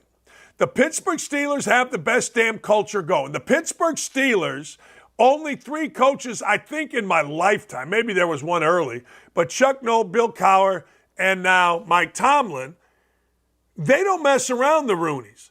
They establish this is what we're doing. There's accountability to do what we're doing, and it has permeated into great success over the years. Now, 49ers came in last week, beat the living crap. You say whatever you want, but 30-7 at home. Kenny Pickett was awful.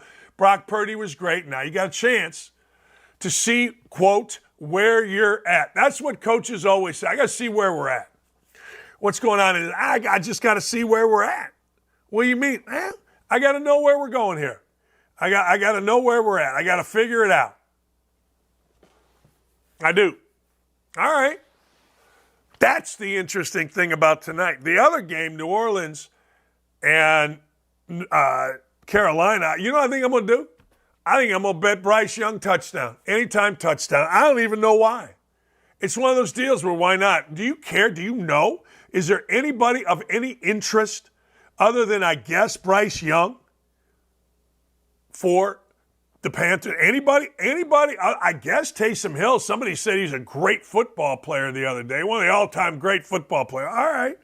I mean, if you guys think that, then that's cool. But I don't see it. I don't know. But that game, I am going to take, I think, Bryce Young. In the other game, what do you think? Let's take the Steelers. Let's roll the dice. Let's see what's going on and figure it out later. My picking the Steelers is this. My picking the Steelers is an endorsement, getting to and home, of Mike Tomlin. That's what it is. It's an endorsement of Tomlin. And I think Tomlin's a terrific coach. I think Tomlin is the kind of guy that will make damn sure his team comes back and plays well. And like most people, I have never, not one time in my adult life, have I bought into the Cleveland Browns. All right, this is weird. All right, Mike Babcock is a longtime NHL coach. Mike Babcock was hired by the Columbus Blue Jackets. They announced he resigned and Pascal Vincent. Upon reflection, it has become clear that continuing as head coach of the Columbus Blue Jackets was going to be a distraction. I'm disappointed to not have the opportunity, blah, blah, blah, blah, blah. There were allegations surfaced that he violated players' privacy when he asked to see photos on their cell phones. Oh, my God. Former NHL player Paul Bizzanetti said on Spittin' Chicklets that Babcock had asked Boone Jenner to show him his camera roll before displaying those photos via AirPlay on a wall in the coach's office. Enough with putting guys on the spot in the coach's room, asking them to link their phones up to airplane mode and grilling them. I've had tons of players confirm it. All right. Apparently, Babcock says, listen to this. He asked players to share family photos, getting to know them better. He asserts that what was portrayed on a podcast was a gross misinterpretation. Jenner said Babcock asked him about his family, where he was from, upcoming wedding, hockey-related issues. Said the coach asked whether he had any photos of his family and that he was happy to share some of them. So what? Jenner said, I thought it was a great first meeting, good way for us to start building a relationship. To have this blown out of proportion is disappointing. That's unbelievable. I mean, that's the world we live in. Like, seriously. Like, I want to help a friend of mine. She needs $300. I want to help her. My wife's like, you better be careful. I go, what do you mean? I didn't even think about this. She goes, well, giving a woman, she's like 30, I don't know, she needs help with her car payment. Giving a woman money may look bad. I go, you're right. I didn't even think about it. World is crazy.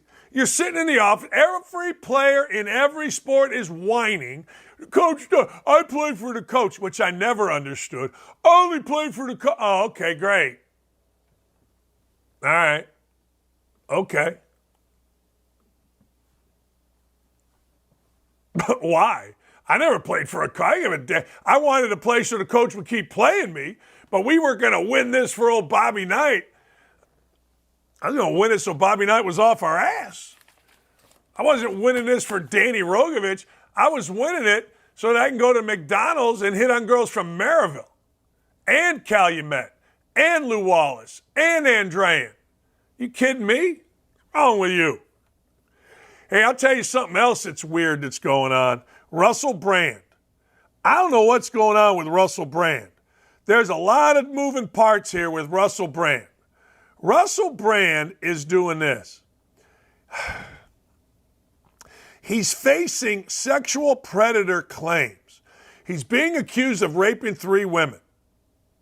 Apparently, the English police are urged to investigate sex assault charges against Russell Brand. And this is the weirdest part. He was apparently, and I don't know whether this is true, sexually instantly aroused when he learned a 16-year-old he was accused of molesting was a virgin. Now, Brand is saying that every relationship he had was consensual. Brand is saying that, hey, I was a dirtbag, but because I have come out against this current administration, they're pinning this on me. I don't know what to believe. I'm not going to lie. I honestly have no idea what to believe, but I got to tell you, this whole thing stinks. This whole thing is weird. Whether from Brand's side, if it's all true, whether it's from the police side, if what Brand is saying is true, it's all very weird. It is. It's just odd. It just is very, very odd. All right, let's take a look. Shohei Otani cleaned out his locker. Shohei Otani has been shut down for the remainder of the season. Free agency is on the horizon. This is like crazy to me. Like, Sammy Sosa exited the clubhouse like in the middle of the last game of the year, and all of Chicago lost their ever-loving minds. They did. They went crazy. They went nutso. They went insane. Oh, my God, he left early. And I guess I understand it. I guess. I mean, the season was over. He was mad about something. He decided to take a hike. All right, I get it, I suppose. But why is this such a big deal? I don't know. I'm really not sure. I'm not. I wish I was sure, but I'm not sure. I think I'm sure. It's a big deal because, well, it's Shohei Otani. And him cleaning his locker out is exciting for those of us, ladies and gentlemen, yes, those of us that love the Cubs and want the Cubs to get Shohei Otani. So clean out your locker, get to Chicago, north side only, please. South side sucks, and let's figure out what we're doing here. Let's figure out where we're at here. You know what I mean? So yesterday, I'm sitting on my couch. Yesterday, I'm watching football. And weird as this sounds, my wife's ex-husband is sitting over here on the couch, and I'm sitting in my chair. All right. So I'm sitting there minding my own business, and I start reading about things. You know we got Pride Month. I'm cool. You know we got Black History Month. I don't care.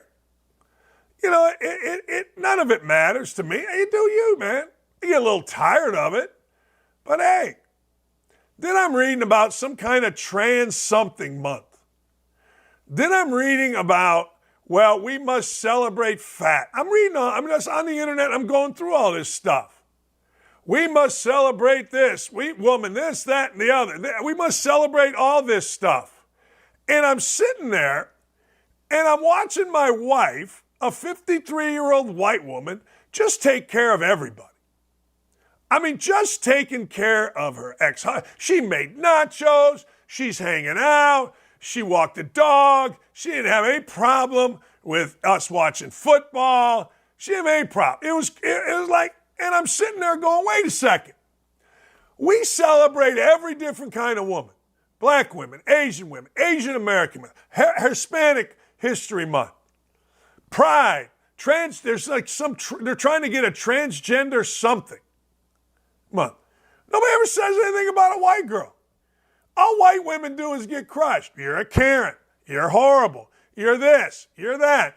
And I'm watching this lady who has been so great over the course of her life that I'm like, we never celebrate white girls. So I celebrated my wife. I said, you know what? I'm going to celebrate. Let's show the tweet that I put up there. Beautiful white women are awesome. They are. So I'm thinking to myself, we celebrate everything. Everything. I mean everything. You got a penis. You used to be a woman. You're a dude. You want to be a woman. We lose our mind. We celebrate everyone. And I love it. Anyone that knows me, Sage Steele famously said, Double D, you like the mocha. Love them all. Anybody that knows me knows from this show and every show, I love women. I love smart women. But I'm reading this yesterday. I'm like, son of a biscuit maker. So I put this tweet out. Racist, they scream. People losing their mind. 500,000 views. No. 300,000 views. 70, 60 quote tweets. Race baiting OutKick employee. I'm shocked. So I went last night, and when I saw guys were all racially charged about it, you know what I asked? Why does this bother you? Why is it, you know what I learned? All those angry race guys, and every one of them was full of crap. They couldn't say why they were mad. They had no reason to be mad. One guy tried to say it's promoting white beauty, which is racist to women of color and other minorities. And my answer was, it's not always about you. Look, we got all kind of stuff for everybody, and I'm good with it. But it ain't always about you. It ain't always about African American or Hispanic or Serbian or Greek or whatever. It ain't always about you. Sometimes it's just about saying, hey, here you go. Here's some women that are always made fun of. Oh, my God. And my wife, who is stunningly gorgeous, athletic, strong, gets made fun of on here. But not one of these race-baiting hatred guys could come up. Why does this bother you? Well, it's a veiled reference. What's it a veiled reference to? Well, you're the David Duke of sports. No, I'm not. No, hey, look. You got Pride Month. You got this month. You got that month. You got this history month. You got that history month. I don't know. I hear all the time, a queen, a strong black woman, a strong Hispanic woman, a smart, blah, blah, blah, blah, blah, blah, blah, blah, blah, blah, blah. And I'm looking at a woman who exudes goodness. I'm looking at a woman who has lived a life of service to others, an unbelievable mother, a great wife. Why'd you have to put white in there? Because we celebrate everybody. That's racist. Why? Tell me why. It just is, man. It just is. All right. It just is. I don't know. Yep. William Westenbarger says, did you say your wife's ex-husband watching football with you at your house? That's effed up right there. Why? Why is that effed up? Jim stays at our house. Jim and I, we drove, me, Jim, Jared, and Lee, we got in the car. We drove to Bloomington. We went to Nick's. We went to the game. We came back. We watched football until I went to bed, Jim and I. He's drinking vodka. I'm having a glass of wine. Next thing you know, why is that so effed up? I don't understand it. I don't get it. You guys get mad about it, but I don't get it. Roy says, I have found a very attractive woman in every race. Me too. Dakich likes the mocha, according to Sage Steele. Absolutely. But nobody, not one single person that is all offended by the racial, whatever this thing was, has been able to tell me why. Not one. Well, it's promoting white beauty with... It ain't about you. It ain't about you. It's a great picture. It's a great picture. And I celebrate my wife, white women, once in a while. You can say something nice about a white person, white man, white girl, and not be a Klan member. Jesus. Let's see.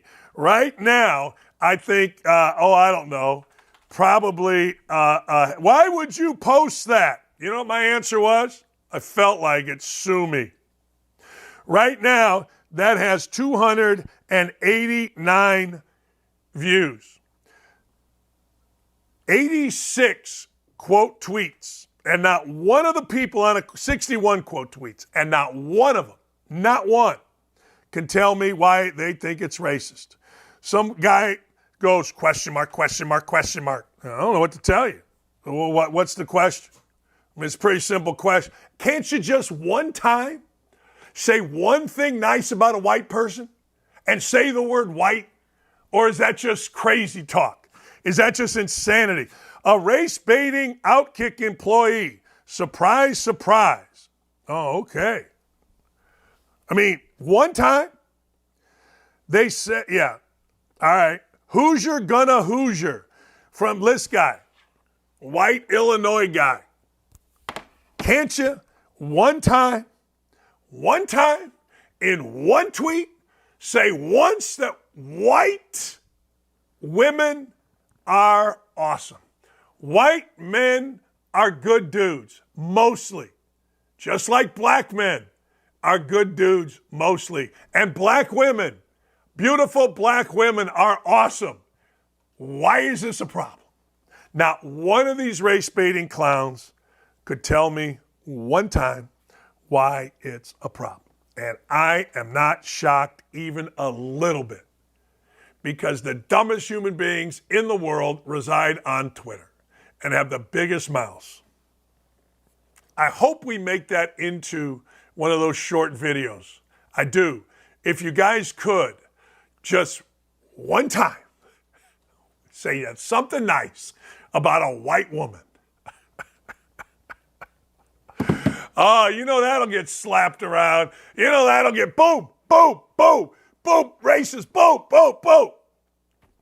The world's crazy, and I'm here for it.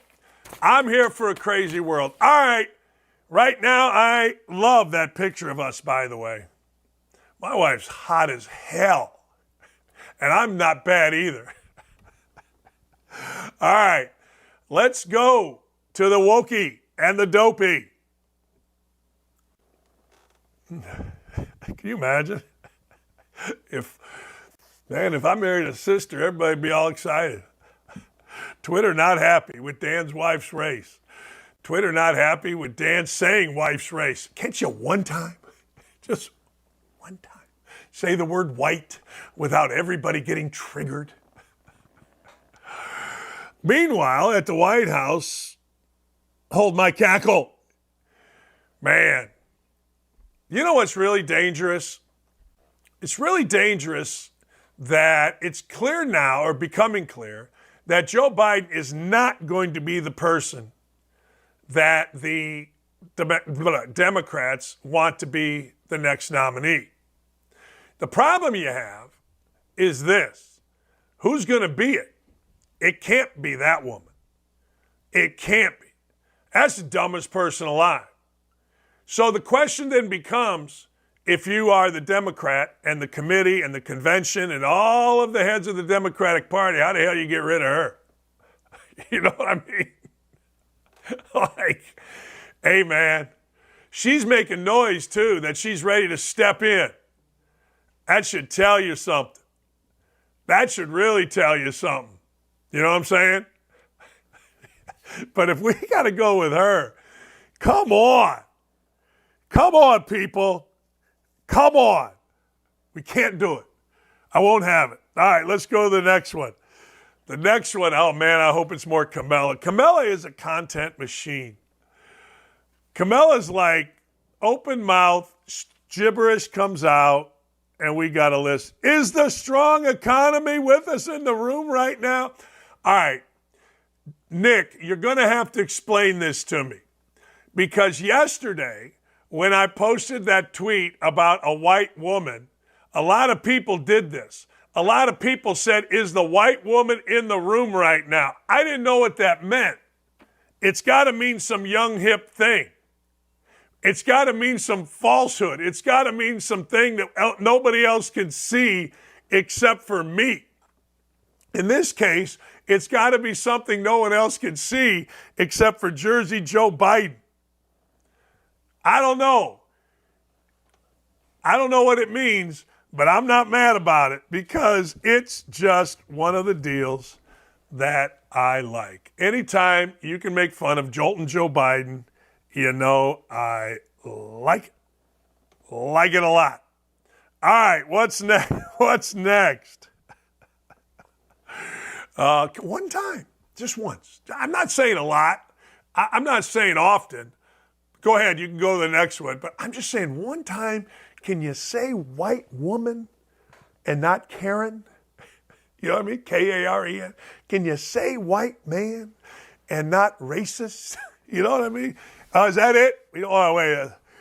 Oh, man, would you like ketchup and socialism with that? Boy, oh boy, AOC under attack. The goofiest but hottest of, well, I got to tell you, I'm going to get into that Lauren lady in a minute. Lauren Boebert. I love Lauren Boebert. Joy is our strength. Anyway, AOC, I don't even know her name. I don't care about her name. She got drowned out, ladies and gentlemen, on Friday by people just screaming at her as she tried to do that political thing. It's kind of that Obama thing, right? Where Obama would just say gibberish, hoping that it got imprinted or carved into a wall somewhere on a monument. She tried to do that. She did. She tried to do that, and you know what? She got shouted down by New Yorkers saying, hey, wait a second here. Illegal immigrants are coming into our place here, taking over our schools, our fields, our economy, our hotels, our lives. She got shouted down. That's got to be racist. I'm surprised she hasn't gone with racism. I'm surprised she hasn't used the victim. You know, back to my picture with me and Lee. A lot of dudes became victims last night. I'm like, okay, what's the problem? Well, you would say that. You're saying mean things. Yeah, okay. Now I'll tell you. On to Lauren Boebert.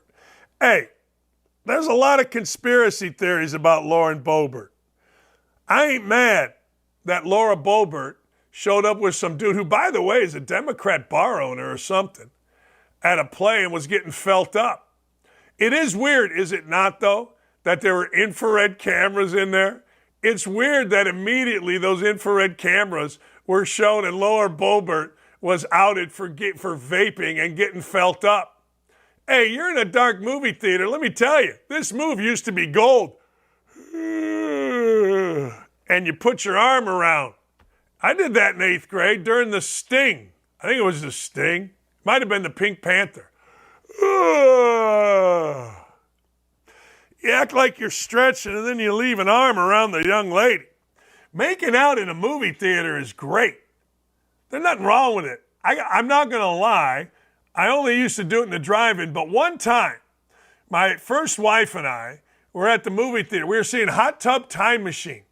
And up above, I'm hearing bottles, moaning. I went up there. I'm like, hey, you guys keep it down. The young lady, clearly without pants on, with a towel, with a blanket around her, was straddling the young man. And straddling him to the point where his eyes were rolling back in his head.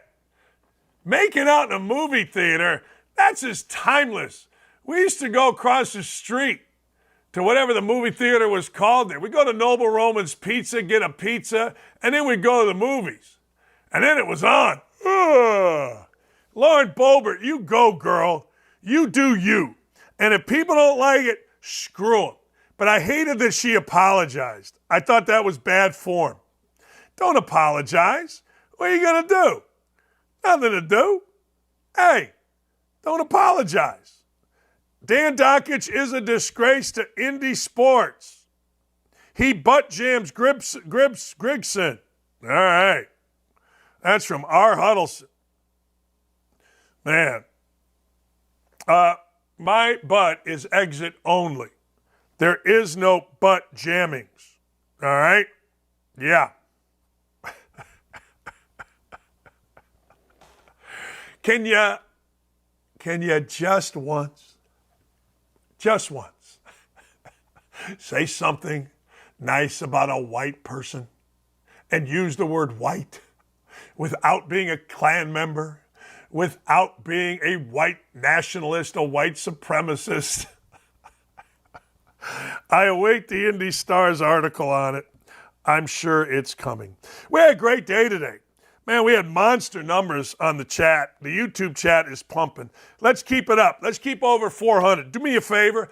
Pound the like and subscribe button. And oh, by the way, coming up in about 5 minutes, Two Big Brains. It's me, it's Ken Sterling, all Colts, all the time.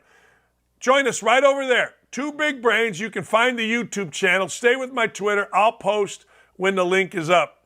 Great stuff today. Great stuff today. Fantastic stuff today. Late breaking news. Apparently, Travis Hunter had a lacerated liver and will be out 3 to 4 weeks. That's too bad. I like the kid. But it is football. If you talk, I've always said, if you talk trash in football, you can get killed. Basketball, we think Larry Bird was tough because he kept his little sweatshirt on for the three-point contest. Football, you F around, you find out. We'll be back here tomorrow, 9 a.m. Don't forget, noon, Clay. Don't forget, 3 to 6 Eastern time. All this is Eastern. Coming up is Hot Mike with Chad, with Jonathan. And don't forget, coming up, Two Big Brains, local, all local indie talk coming up with me and Kent Sterling in about 5 minutes.